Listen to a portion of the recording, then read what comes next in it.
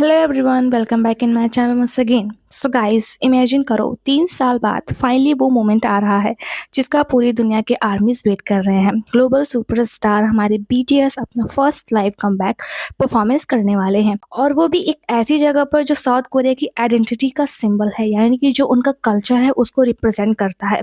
Concert का नाम है the BTS comeback live iron, जिसको नेटफ्लिक्स पे पूरा एकदम से दिखाया जाएगा 21 मार्च को। जो हमारे बीटीएस मेंबर्स होंगे वो इसी कॉन्सर्ट के बाद से अपना जो कॉन्सर्ट का सिलसिला होगा उसको स्टार्ट करने वाले हैं। और जैसा कि ये 3 साल के बाद में पहला कॉन्सर्ट होने वाला है, सो इसको लाइव दिखाया जाएगा नेटफ्लिक्स पे, जिसको लेकर के आए दिन हमको एड्स भी देखने को मिलते हैं जिसमें हमारे बीटीएस मेंबर्स प्रमोट कर रहे हैं अपने फर्स्ट कॉन्सर्ट को, जो कि नेटफ्लिक्स पे आने वाला है। और सबसे शॉकिंग बात क्या है इस कमबैक लाइव को कॉन्सर्ट को लेकर के, इस इवेंट में 2,60,000 इस मतलब जो कॉन्सर्ट है इसको ज्वाइन करने वाले हैं। ऐसा बताया गया हुआ है आंकड़ा कि 2,60,000 आर्मीज जो होंगी वहाँ पे गैदर हो सकते हैं कॉन्सर्ट को ज्वाइन करने के लिए, इस हिस्टोरिकल मोमेंट को विटनेस करने के लिए।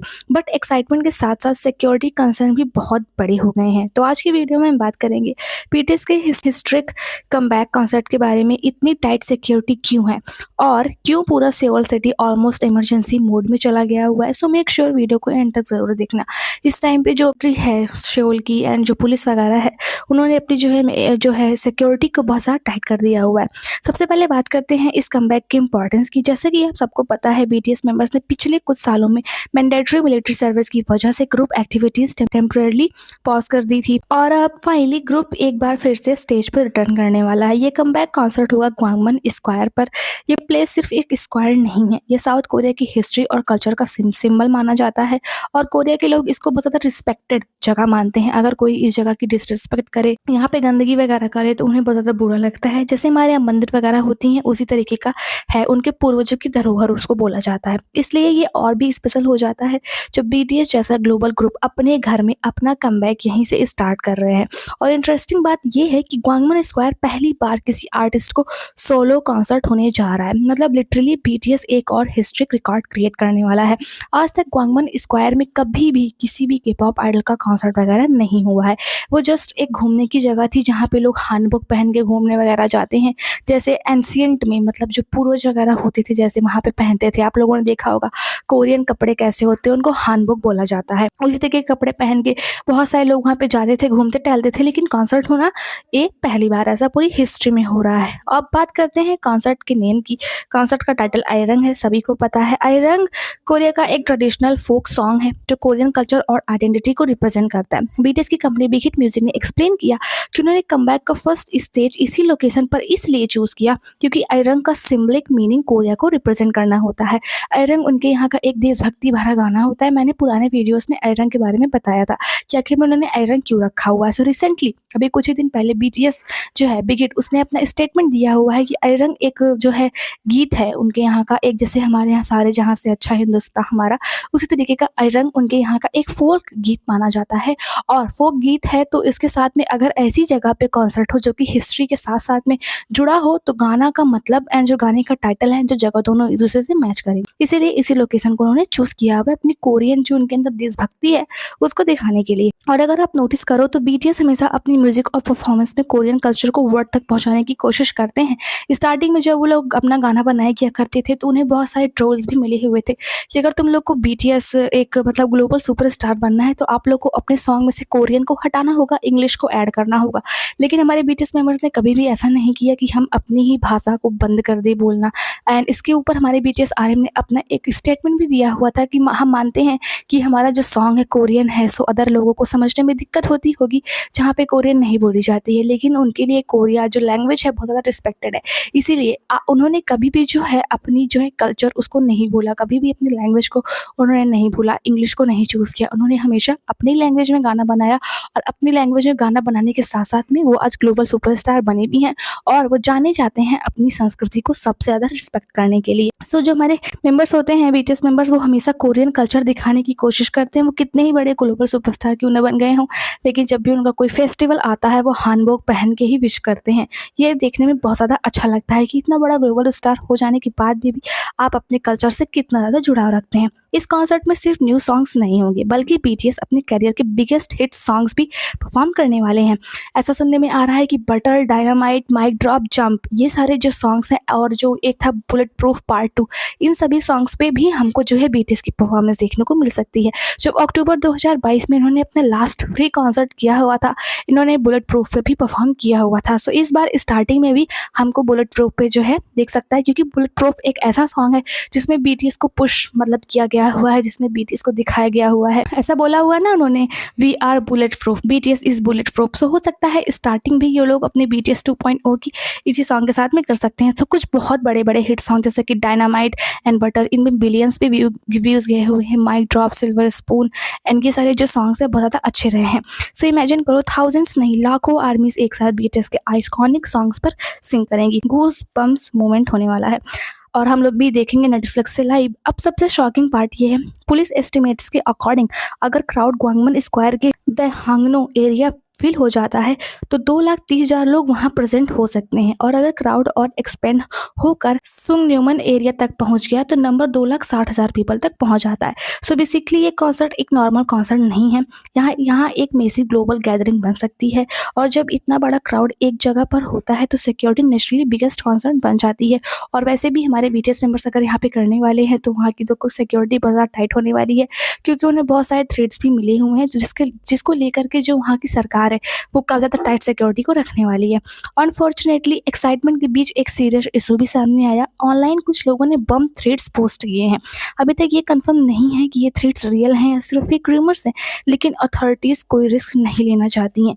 इसलिए सेउल पुलिस ने साइबर इन्वेस्टिगेशन टीम क्रिएट की है जो सोशल मीडिया मॉनिटर करेगी। ये टीम स्पेशली चेक करेगी फेक बम थ्रेट्स, एक्सट्रीम एक्टिविटीज़ और सस्पिशियस ऑनलाइन बिहेवियर, ताकि अगर कोई भी डेंजर हो तो उसको इमिडिएटली स्टॉप किया जा सके। कुछ ऐसे जो जैसे रूमर स्प्रेडर्स होते हैं, गंदी गंदी बातें फैला देते हैं, छोटी छोटी न्यूज़ फैला करके आर्मी एंड बीटीएस को अलग करते हैं, फैंडम को डिवाइड करते हैं।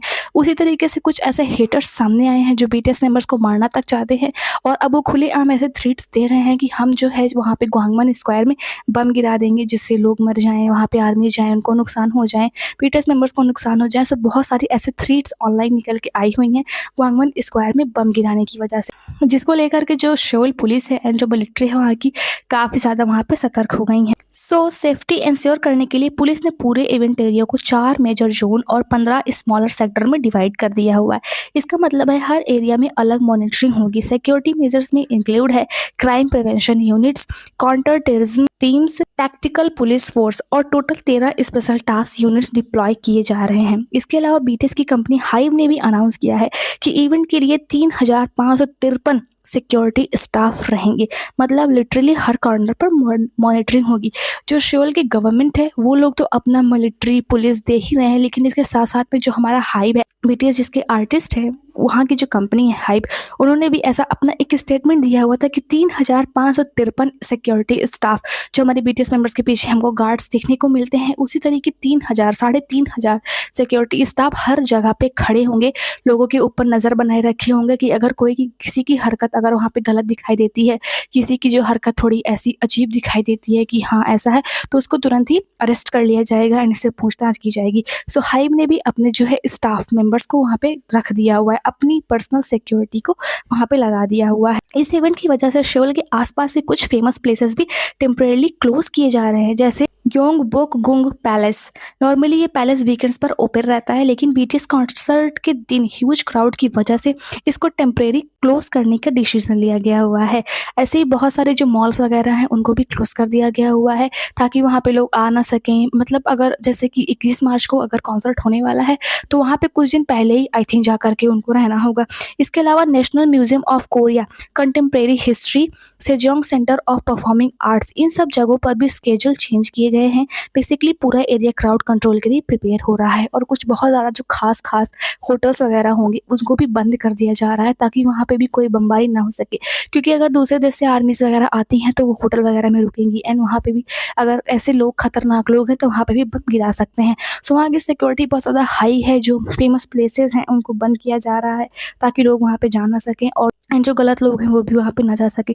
कॉन्सर्ट का एक और इमोशनल मोमेंट भी प्लान किया गया हुआ है। रिपोर्ट्स के अकॉर्डिंग बीटीएस का ओपनिंग सीन कुछ ऐसा हो सकता है जहाँ मेंबर्स ग्वांगमन गेट के 3 आर्कवेज से वॉक करते हुए स्क्वायर की तरफ से आएंगे। हिस्टोरिकली इस पार्ट को कोरिया में किंग्स रोड कहा जाता है और ऑनेस्टली अगर बीटीएस वहाँ से एंट्री करते हैं तो ये लिटरली सिंबलाइज करेगा the return of the Kings of के पॉप। मतलब जो ग्वांगमन स्क्वायर है उसका जो गेट होने वाला है उसमें 3 आर्कवेज होते हैं। उन 3 आर्कवेज में से पार करते हुए हमारे बीटीएस मेंबर्स आएंगे। मतलब आप समझ लीजिए एक बड़ा सा गेट है, हिस्टोरिकल गेट है और यही है ग्वांगमन स्क्वायर। इसके गेट से हमारे मेंबर्स निकल करके आएंगे, निकल करके बीच से आएंगे और इस रास्ते को किंग्स रोड कहा जाता है। मतलब जो पुराने ज़माने में राजा, जैसे कि शिला एक मतलब राजा रहा करते थे, शिला राज्य था। सो वहाँ से मिलते जुलते ये चीज़ें हैं एंड आई थिंक शिला यही रहा होगा, यहीं का कहीं रहा होगा। सो अगर हो सकता है राजा ना यहीं से आते रहे होंगे, उस ज़माने में राजा यहीं से आते रहे होंगे और उसी रास्ते से हमारे बीटीएस मेंबर्स भी आएंगे, इसीलिए इसको किंग्स रोड कहा जाता है। सो अगर किंग्स आएंगे, हमारे जो 7 किंग्स होंगे वहाँ से आएंगे। सो जैसे सभी आर्मीज बोल रही है ना कि किंग आने वाले हैं, किंग आने वाले हैं। सो लिटरली जो ग्वांगमन स्क्वायर में कॉन्सर्ट होने वाला है वहाँ पे हमें हमारे किंग्स ही देखने को मिलेंगे। किंग रोड से हमारे 7 किंग्स आएंगे, स्टेज पे चढ़ेंगे, उसके बाद में अपनी वो परफॉर्मेंस देंगे एंड ऑफ कोर्स वो लोग के पॉप के किंग है। आई थिंक मैंने आपको बता दिया हुआ है सब कुछ कि ग्वांगमन स्क्वायर में हमारे बीटीएस मेंबर्स की एंट्री कैसे होने वाली है, हाइप ने क्या क्या इंतजाम किए हुए हैं, थ्रेड्स किस तरीके की मिली हुई है, फेमस प्लेसेसों को मतलब कि एकदम से बंद कर दिया गया हुआ है एंड जो सरकार है वहाँ की शोल, उन्होंने भी अपना एक नोटिस दिया हुआ था कि लोग उनकी जो है हिस्ट्री उसको रिस्पेक्ट करें, वहाँ पे गंदगी ना फैलाएं, वहाँ पे कैंपिंग ना करें। सो इस कॉन्सर्ट को लेकर के 21 मार्च काफ़ी ज़्यादा शोल में चहल पहल मची हुई है, काफ़ी सारी तैयारियां हो रही हैं, वहाँ पर भी डेकोरेशन का काम स्टार्ट हो गया हुआ है एंड सबसे इम्पॉर्टेंटली बीटीएस के इस जो एरंग वर्ल्ड टूर है एंड जो ग्वांगमन स्क्वायर में इन लोग का होने वाला है वर्ल्ड टूर, इसको लेकर के बहुत सारे स्कैमर्स भी सामने आए हुए हैं जो कि भोली भाली आर्मीज को फंसा रहे हैं। जो सियोल पुलिस है उनके बारे में भी इन्वेस्टिगेशन कर रही है कि किस तरीके से इन स्कैमर्स को पकड़ा जाए। अभी तक लगभग बहुत सारी जो नई नई आर्मीज हैं, जो भोली भाली आर्मीज हैं, उनको ये स्कैमर्स अपना निशाना बना चुके हैं। ये बोलते हैं कि तुम हमें इतने डॉलर्स दे दो, हम तुम्हें बीटीएस का पूरा कॉन्सर्ट दिखाएंगे, हम तुम्हें टिकट देंगे और ऐसा लेने के बाद में, बैंक डिटेल लेने के बाद में या फिर ओटीपी वगैरह ऐसा कुछ करने के बाद में उनके साथ में स्कैम हो जा रहा है। पैसे ले रहे हैं लेकिन टिकट्स नहीं मिल रही है, या फिर किसी की जो है वो डिटेल ले रहे हैं और उनका बैंक अकाउंट खाली हो जा रहा है, या फिर बहुत सारे ऐसे ब्लैकमेलर्स भी हैं, आपको बुला सकते हैं कि हाँ टिकट लेने के लिए यहाँ आ जाओ, ऐसा कर देंगे, हम आपको बीटीएस तक लेके चलेंगे, हम आपको ग्वांगमन स्क्वायर तक लेकर के चलेंगे। बहुत सारे स्कैमर्स कोरिया से ही निकल के आए हुए हैं जो कि स्कैम कर रहे हैं भोली भाली आर्मीज के साथ में। सो प्लीज़ स्कैमर्स से दूर रहिए। अगर आपको बीटीएस का टिकट बाय करना है तो मोस्ट इम्पॉर्टेंटली सबसे मेन जगह है टिकट मास्टर। टिकट मास्टर से ही आपको बीटीएस की सबसे जो अच्छी है बिना किसी स्कैम के टिकट्स मिल सकती हैं, अदरवाइज आप वेबर्स पे जो है प्री ऑर्डर कर सकते हैं।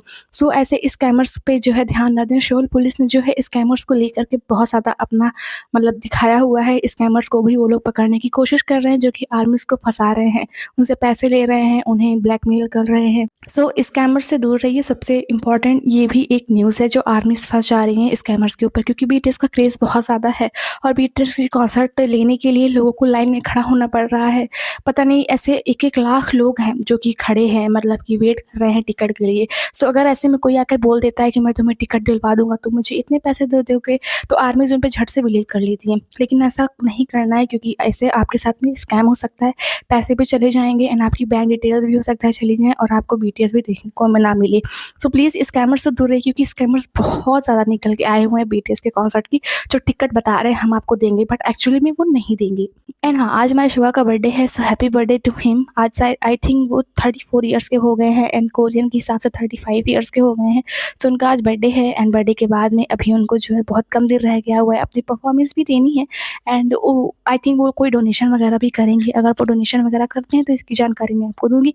सो बीटीएस का एक कमबैक सिर्फ एक कॉन्सर्ट नहीं है, ये एक हिस्ट्रिक मोमेंट होने वाला है जो शायद के पॉप हिस्ट्री में हमेशा याद रखा जाएगा। 3 साल के वेट के बाद फाइनली बीटीएस मेंबर्स फिर से स्टेज पर आ रहे हैं और दुनिया भर के आर्मीज उस मोमेंट का पार्ट बनने के लिए रेडी हैं और 2,60,000 तो वहाँ पे प्रेजेंट होंगी। 2,60,000 आर्मीज सिर्फ ग्वांगमन स्क्वायर में प्रेजेंट होगी। नेटफ्लिक्स से तो अनगिनत आर्मीज देखने वाली हैं। मुझे तो ऐसा लगता है 1 से 2 करोड़ आर्मीज जो होंगी टोटल उस मोमेंट को विटनेस करेंगी।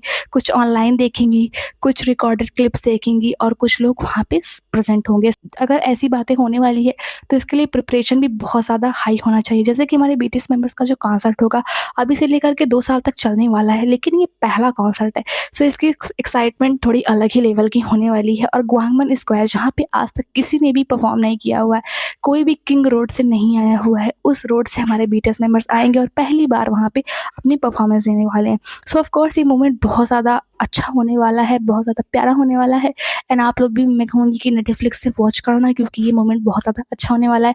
हम अपने किंग्स को किंग्स रोड से आते हुए देखेंगे एंड परफॉर्म करते हुए देखेंगे। 3 साल के बाद में हमें उनका परफॉर्मेंस देखने को मिलेगा। सो यही थी पूरी जानकारी कि क्या-क्या थ्रेड्स मिली हुई हैं, क्या-क्या इंतज़ाम किए गए हुए हैं, हाइप ने क्या इंतज़ाम किया हुआ है एंड हमारे बीटीएस मेंबर्स की एंट्री कैसे होगी उस कॉन्सर्ट में। जैसा कि मैंने अभी आपको बताया वो दरवाजे से निकल के किंग रोड से निकल के जाएँगे स्टेज पे ऑडियंस के बीच से। सो अभी तक की ये जानकारी है हमारे बीटीएस मेंबर्स का जो होने वाला द कमबैक लाइव है उसको लेकर के एंड आई होप कि आप लोग को अपडेट पसंद आई होगी। Thanks for watching this video till then bye bye take care.